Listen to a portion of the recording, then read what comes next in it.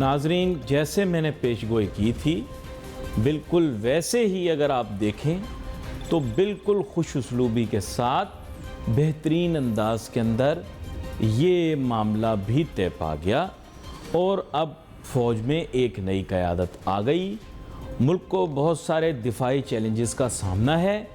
ہم امید کرتے ہیں کہ نئے سپہ سالار ان کو بہترین انداز میں ان کا سامنا بھی کر سکیں گے اور ہمارے جو دشمن ہیں ان کا صحیح سے مقابلہ بھی کر سکیں گے۔ اور آپ کو پتہ ہے ہمیشہ سے خطے کے اندر پاکستان کا دفاع کے شعبے میں ایک اہم کردار رہا ہے، اس کو بھی اچھے سے نبھائیں گے۔ تو جہاں تک بات تھی قیاس آرائی کی اور بے وجہ کی ایک بے یقینی کی کیفیت پیدا کرنے کی، سسپینس کریٹ کرنے کی، بوکھلاہٹ، پریشانی، ہلچل پیدا کرنے کی، وہ سب ختم ہو چکی۔ ہمارا ملک کامیابی کی راہ پر گامزن ہے جہاں تک کہ تعلق ہے دفاع کا اور فوجی قیادت کا۔ بہترین انداز کے اندر جیسے میں نے آپ کو کہا معاملات طے پا گئے۔ میں نے جیسے کہا کہ اسی پس منظر میں آپ اگر دیکھیں گے تو بالخصوص ہمارے دشمن ہندوستان کو بہت تکلیف ہوئی ہے، بہت تکلیف پہنچی ہے، بڑی پرابلم ہوئی ہے۔ وہ لوگ جو ہیں ان کے لیے میں ہندوستانیوں کے لیے میں ایڈوائز کروں گا کہ وہ کھجلی کا پاؤڈر خرید لیں، کیونکہ اب ان کو طرح طرح کی کھجلیاں ہو رہی ہیں، کیونکہ ان کے ذہن میں یہ تھا کہ جیسے یہ میں آپ کو بتاؤں غیر ذمہ دارانہ جو اپروچ رہی ہے ہمارے صحافیوں کی طرف سے بھی رہی، ہمارے انٹلیکچوئلز کی طرف سے بھی رہی۔ یہ ایک بڑا آسان سا اور سمپل سا پروسیجر ہوتا ہے، اس میں کوئی اتنی کوئی سسپینس ہوتی نہیں ہے۔ آج جیسے آپ نے دیکھا اور آپ کو اسکرین پر بھی دکھائی دے رہا ہے، بڑے طریقہ کار کے ساتھ جو یہ ملاقہ چھڑی ہوتی ہے، ملاقہ کین کی، یہ جو سابق سپہ سالار ہوتا ہے وہ نئے سپہ سالار کو سپرد کر دیتا ہے اور پھر اس کے بعد نیا سپہ سالار جو ہے وہ اپنی ذمہ داریاں بھرپور انداز کے اندر نبھانا شروع کر دیتا ہے۔ ہمارے ملک کو دیگر جو ہیں ایکسٹرنل خطرات ہیں۔ پاکستان مسلمان ممالک کے اندر ایک منفرد قسم کا ملک اس وجہ سے ہے کیونکہ یا منفرد ملک اس طرح سے ہے کہ ہم ایک جوہری طاقت ہیں۔ مسلمان ممالک کے اندر کوئی جوہری طاقت ہے نہیں۔ ہمارے خطے کی بڑی اہمیت ہے اس حساب سے کیونکہ پاکستان بھی ایک جوہری طاقت ہے اناؤنسڈ، ہندوستان بھی ایک جوہری طاقت ہے اناؤنسڈ، اور چین بھی ایک جوہری طاقت ہے اناؤنسڈ۔ تو یہ تینوں جو ہیں ان کے بارڈر ایک دوسرے کے ساتھ جڑے ہوئے ہیں۔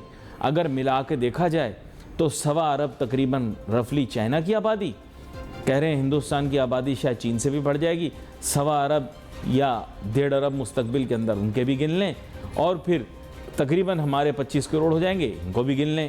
یہ ملا ملو کے آپ خود آپ دیکھ لیجئے، میں آپ کے سامنے بتا رہا ہوں، کوئی تقریباً 2 ارب 75 کروڑ کے آس پاس وہ آبادی بنتی ہے۔ یہ 3 اہم ممالک ہیں اور ان کے تینوں ممالک کی اگر آبادی نکالی جائے تو اتنی ہے، اور تینوں کے تینوں ممالک جو ہیں وہ جوہری طاقت ہیں اور خطے کے اہم پلیئر ہیں۔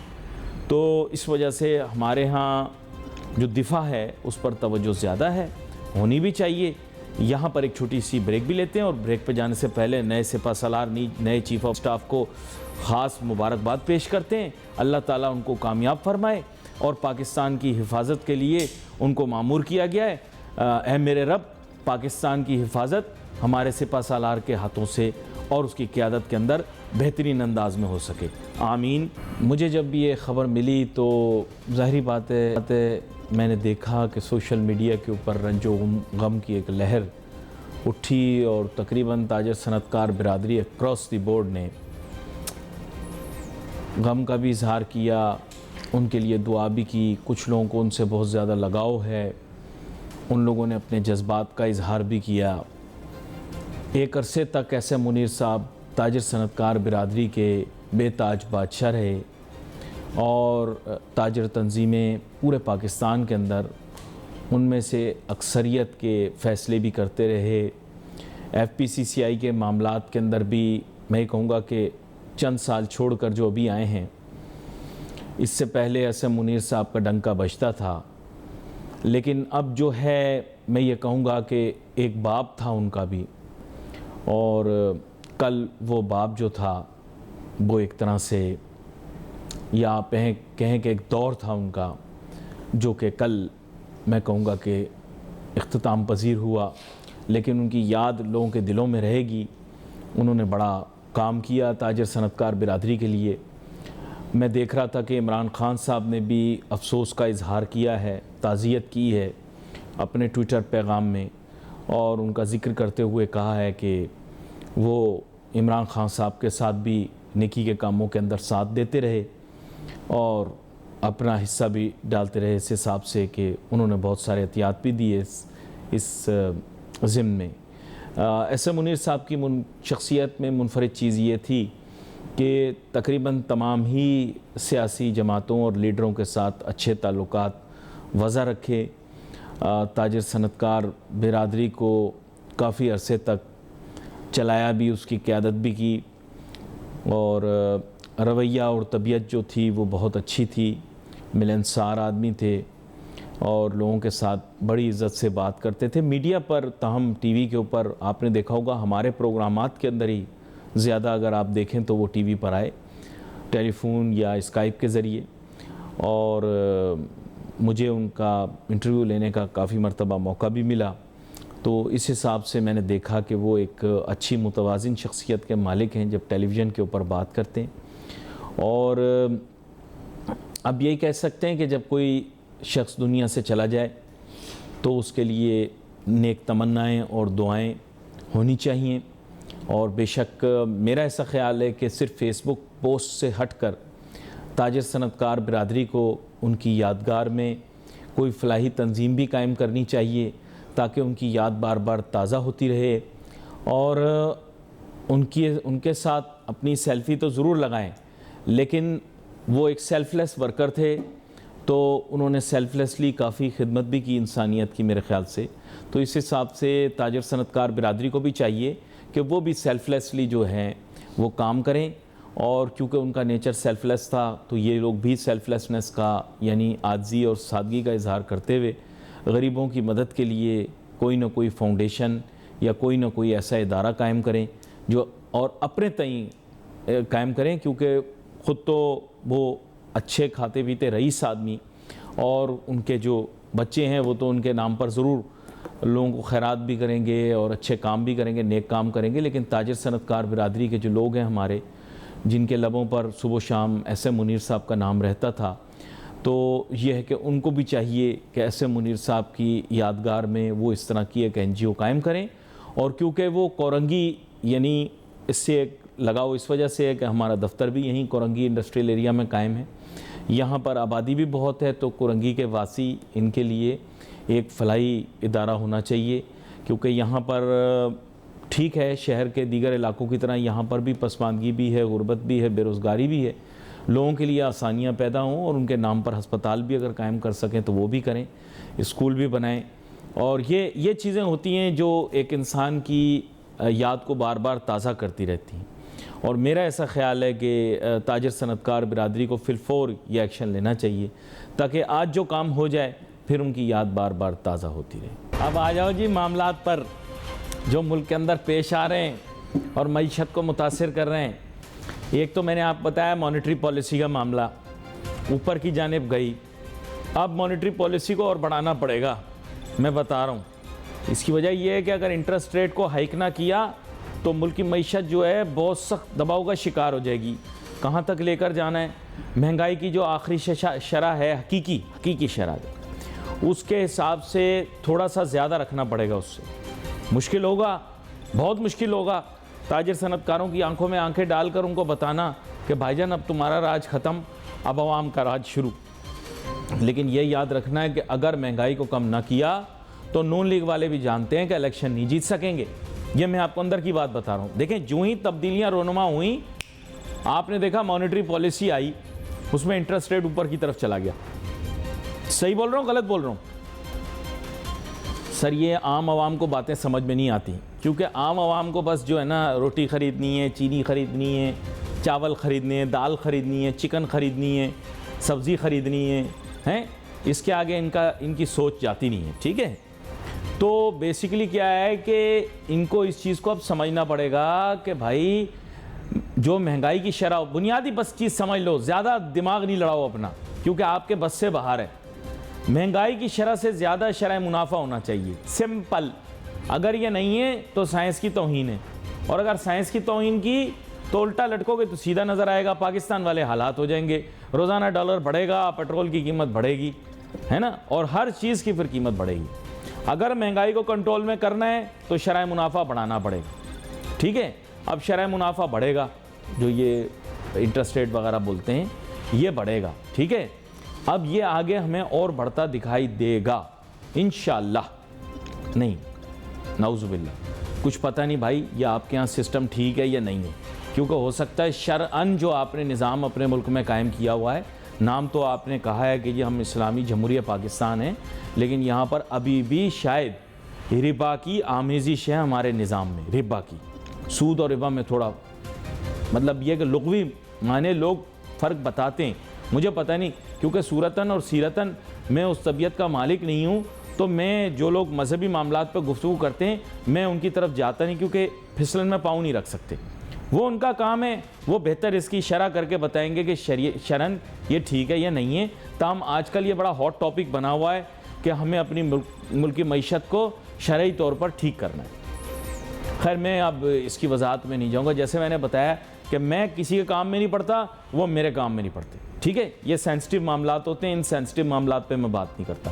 تاہم یہ کہ آپ کے ملک میں جب شرح منافع بڑھے گی تو آپ کے تاجر صنعت کار چیخو پکار کریں گے، لیکن ان لوگوں نے اتنا نوٹو کما لیا ہے، اتنا نوٹو کمایا ہے امیر لوگوں نے اس ملک کے اندر، یار اتنا نوٹو کمایا ہے، میں بتا رہا ہوں کہ 5 انگلیاں گھی میں سر کڑائی میں ان کے لیے آپ کوئی چیز مہنگی کر دو، گاڑی دگنی قیمت پہ کر دو، یہ خرید لیں گے۔ اتنا انہوں نے سرمایہ کاروں نے اس ملک میں، تاجروں نے، صنعت کاروں نے، دکانداروں نے اتنا نوٹو کما لیا کہ آپ کی سوچیں، صرف نوکری پیشہ آدمی خوار ہوتا پھر رہا ہے، باقی جتنا شخص کاروباری اس نے اندھا پیسہ کمایا، میں آپ کو اندھا پیسہ صرف اس ملک میں ہو سکتا ہے، ریئل اسٹیٹ والے اندھا پیسہ، پراپرٹی کنسٹرکشن والے اندھا پیسہ، انڈسٹریلسٹ اندھا پیسہ، لیکن آپ ان کا رونا گانا دیکھیں، بالکل وہی بات جو میں نے کل والے پروگرام میں کی تھی کہ 10 بچوں کی پیدائش کے بعد ماں بول رہی ہے کہ بس ایک دکھ ہے، ہائے اولاد تو بڑی کثیر ہے لیکن بس ایک دکھ ہے، سچا پیار نہیں ملا۔ تو ہمارے تاجر صنعت کار جو ہیں اسی طرح بھرے بیٹھے ہیں، لیکن آپ ان سے بات کریں تو یہ آپ کو اپنے مسائل گنوانا شروع کریں گے، اپنی نعمتوں پہ شکر، جو نعمتیں ان کو نصیب ہیں اس ملک کے اندر ان پر شکر ادا نہیں کریں گے، یہ رب کا شکر نہیں ادا کریں گے، رب کا کہ پاکستان کے اندر کاروبار کرنے مل رہا ہے، کوئی پوچھنے والا نہیں ہے، ہیں جیسے مرضی حالات میں بچوں سے بھی، چائلڈ لیبر سے بھی کام کرا رہے ہیں، کم سیلری پر بھی کام کرا رہے ہیں ہمارے تاجر صنعت کار، مزے میں ہیں، موجیں میں بتا رہا ہوں، مستیاں، پر آپ ان سے پوچھیں تو اتنی آپ کو تکلیفیں بیان کریں گے کہ آپ وہیں بیٹھ جائیں گے، یار اچھا یار دولت تو بہت بڑی تکلیف ہے، صحیح بتا رہا ہوں میں آپ کو، دولت بہت بڑی تکلیف دہ چیز ہے، سمجھ رہے ہو؟ غریب آدمی کو ایسے بتاتے ہیں یار دولت تو بہت بڑا بوجھ ہے کندھوں کے اوپر، ہیں صحیح ہے، آگے آپ خود سمجھ گئے۔ اب چلیں آگے، اب ملک کی معیشت کس طرف جائے گی؟ بھائی جان اب سیاست کو معیشت کے ساتھ جلدی جلدی جوڑ لیتے ہیں۔ نون لیگ نے جیتنا ہے الیکشن، نون لیگ نے اگر جیتنا ہے الیکشن تو مہنگائی کرنی پڑے گی کم۔ ابھی اپنے ٹیبل کے اوپر اسحاق ڈار صاحب پروگرام دیکھتے ہیں، اسحاق ڈار صاحب لے کر بیٹھے ہوں گے ایسے طریقے جن سے مہنگائی کم ہو، کیونکہ اگر نہیں کی مہنگائی کم، یہ میں کلیئر بتا دوں آپ کو، ان کو پتہ ہے کہ اگر مہنگائی کم نہ کی تو ادھر سے خان آ جائے گا، اور خان آ گیا تو سب کے لیے مصیبت ڈال دے گا، نون کو بھی نہیں چھوڑے گا، پی پی کو بھی نہیں چھوڑے گا، میں صحیح بتا رہا ہوں آپ کو، اس لیے مہنگائی کم کرنا ان کے لیے لازم ہو گیا، ان کا نعرہ بھی یہی تھا مہنگائی مکاؤ، اب کیا کریں، سر جوڑ کے بیٹھے ہوں۔ شہباز شریف صاحب ان کی اپنی حیثیت ہے، اور اسحاق ڈار صاحب وہ وزیر خزانہ ہیں، ان کی اپنی حیثیت ہے، دونوں جو ہیں بڑے دور اندیش ہیں، اور دونوں کو دیکھنا ہے کہ سیاسی پائیداری کس طرح سے آئے گی، تو میرے خیال سے مہنگائی کم کرنے اور روزگار کے مواقع بڑھانے پر کام کرنا پڑے گا، لیکن ٹاپ پریورٹی مہنگائی کو کم کرنا ہے، روزگار کے مواقع جو ہیں وہ سیکنڈ پریورٹی ہے۔ اب جناب والا ملک کے معاشی مسائل اور ان کے حل پر بات ہونا ضروری ہے، اور کبھی کبھی یہ موقع مل جائے جیسے آج ملا ہے تو ملک کے معاشی مسائل کے اوپر بات کرنا لازمی بھی ہے، اور ان کے حل کو لوگوں کے سامنے واضح طور پر پیش کرنا یہ بھی ایک ذمہ داری کے طور پر انسان آگے لے کر چلتا ہے۔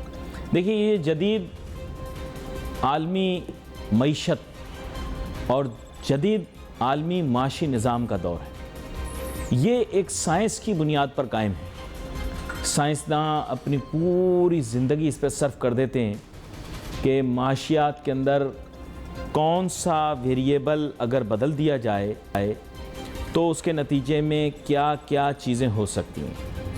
یہ لوگ نہ صرف کہ اپنی زندگی بھر کے علم کا عرق کتابوں کی صورتوں میں پیش کرتے ہیں، بلکہ مختلف تھیوریاں، مختلف فارمولے ایجاد کرتے ہیں جو انسانیت کے کام آتی ہیں۔ پرابلم آپ کے سامنے میں رکھ دیتا ہوں۔ بات یہ ہے کہ میں نے کالج کے دور میں، اسکول کے دور میں جتنا بھی پڑھا، مجھے پاکستانی مصنفوں کی کوئی کتابیں ملی نہیں معیشت کے اوپر، بہت کم ملی، اور پڑھانے کو جتنی کتابیں ملی وہ سب پڑوسی ملک ہندوستان کی تھیں۔ حیرانگی کی بات یہ ہے کہ ہمارے ہاں لوگ کتابیں لکھتے بھی نہیں ہیں اور پڑھتے بھی نہیں، اور یہی بنیادی وجہ ہے کہ ہم علم حاصل کرنے سے قاصر رہتے ہیں۔ یہ بڑی افسوسناک بات ہے، میں آپ کو بتا دوں۔ معیشت کے متعلق بہت سارے لوگ پڑھے بھی ہوئے ہیں، ان کو حالات واقعات کے متعلق پتہ بھی ہے، لیکن صحیح بات کرنے سے کتراتے ہیں۔ کیوں؟ مجھے آج تک سمجھ بھی نہیں۔ کچھ تو ایسے ہو گئے نا جو لا علم ہیں، جنہوں نے کتابیں پڑھی ہی نہیں، جنہوں نے اس کے متعلق کوئی علم حاصل کیا ہی نہیں۔ دوسری طرف انٹلیکچوئل کرپشن ہے اس ملک کے اندر۔ جن لوگوں نے پڑھ لیا، سمجھ لیا، اب وہ سچ بولنے سے بھاگتے ہیں کہ یار ہم سچ بولیں گے، معیشت کے بارے میں بتائیں گے تو جناب دنیا ہمارے پیچھے پڑ جائے گی۔ جیسے میں نے آپ کو بتایا کہ شرح منافع نہیں بڑھائیں گے، دیکھیں میں نے نہیں کہا آپ کو کہ آپ یہ استحصالی نظام اپنے ملک میں لگائیں بھائی۔ اگر آپ کے نزدیک یہ نظام غیر شرعی ہے تو میں تو ایک چھوٹا سا اینکر ہوں نا، میرے کہنے پہ تو آپ نے لاگو نہیں کیا ہوا، آپ نے تو خود لگایا ہوا ہے، اور نعوذ باللہ میں آپ کو کبھی کہوں گا بھی نہیں کہ آپ ایک ایسا نظام اپنے ملک میں لاگو کریں جو استحصالی ہو اور شرعی طور پہ غلط ہو۔ یہ تو آپ نے اپنی مرضی کا نظام لگایا ہوا نا، آپ کہتے ہیں اس کے بغیر ملک چل نہیں سکتا، یہ آپ کا کہنا ہے۔ لیکن اگر آپ یہ نظام لگاتے ہیں تو پھر اس کے اصول، قواعد و ضوابط، اگر آپ نے یہ نظام لگا لیا تو اب اس کے اصول، قواعد و ضوابط آپ پہ لاگو ہوں گے، اور اصول، قواعد و ضوابط لاگو کرنے کے معنی یہ ہے کہ شرح منافع آپ کو بڑھانی پڑے گی۔ پٹ دس اسائڈ، اب اس پہ بہت بات ہو گئی، ٹھیک ہے، آپ لوگوں کو سمجھ کچھ آنی نہیں ہے، اور میں اپنا وقت اس پہ ضائع کروں کوئی فائدہ نہیں، کیونکہ آپ لوگ، میں نے یہ دیکھا ہے بچپن سے ہمارے یہاں ٹریننگ یہ کی جاتی ہے کہ لوگوں کو بتایا جاتا ہے کہ نعوذ باللہ آپ عقل کل ہو۔ جو بھی بچہ ہوتا ہے اس کو بتایا جاتا ہے آپ عقل کل ہو، آپ کو اپنی بہتری کے متعلق سب کچھ پتہ ہے، آپ کو ڈاکٹر کی بھی کوئی ضرورت نہیں ہے، آپ دوا بھی اپنی مرضی کی استعمال کریں، بشمول ہمارے، میں اپنے آپ کو ملا کے بات کرتا ہوں بھائی، میں اس قوم کا ہی حصہ ہوں۔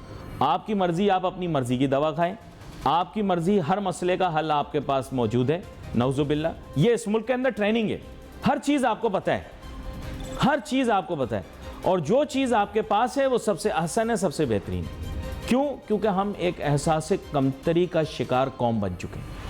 ہر فرد احساس کمتری کا بھی شکار ہے، عدم تحفظ کا بھی شکار ہے۔ اس کا نتیجہ یہ ہے کہ آپ لوگوں کو لگتا ہے کہ سوائے آپ کے ساری دنیا گندی ہے، سب لوگ غلیظ ہیں، ساری پیداوار آپ کے ملک میں ہوتی ہے، ساری پھل سبزیاں آپ کے ملک کے اندر ہیں، نعوذ باللہ ساری نعمتیں آپ کو دستیاب ہیں، ساری دنیا تو چنے مرمرے کی دکان لگائے بیٹھی۔ جب بات ہوتی ہے پاکستانی اچھل کے اچک کے یہی بولتے ہیں ہم دنیا کی عظیم ترین قوم، ہم دنیا کی عظیم ترین قوم۔ ارے یار کچھ عاجزی انکساری کر لو، تمہارے پاس ہے کچھ نہیں، وسائل کچھ ہے نہیں، باتیں بڑی بڑی، ٹھیک ہے۔ اور یہ ہندوستان پہ بھی لاگو ہے، وہ بھی اسی طرح کی قوم ہے، وہ میری کلپیں چلاتے ہیں اپنے ملک کے اندر، وہ بھی یہی ہیں، یہی لوٹ ہے، یہی ہمارے خون میں بھی بہرا بھائی، کیا ہو گیا، ایک ہی ڈی این اے، وہ بھلے جتنا رو لیں، گا لیں، تماشے کر لیں، یوٹیوب پہ ویڈیو بنا لیں، یہی ڈی این اے۔ بلکہ مسلمان مذہب کی وجہ سے ہمیشہ ان کو چھتر لگاتے ہیں۔ نہیں، یہ میں مذہب کی بات نہیں کر رہا، ویسے مذہبی بنیاد پر میں آپ کو بتا رہا ہوں کہ جب بھی مسلمان آئے انہوں نے اس خطے کے اوپر قبضہ کر لیا۔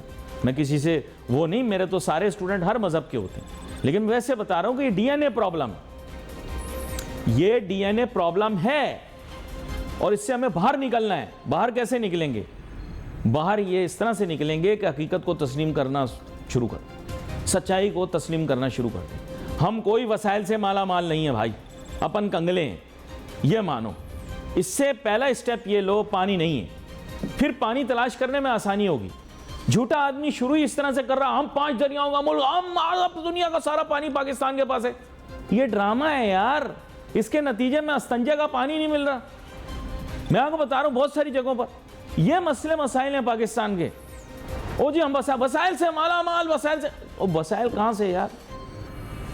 پٹرول کی قیمت آپ کو پتہ ہے نا کیا ہے؟ اگر ہمارے پاس اپنے وسائل ہوتے تو ہم بھی سعودی عرب کی طرح اپنا تیل سستا بیچ دیتے، نہیں ہے نا, قدرتی گیس بھی نہیں ہے اپنے پاس.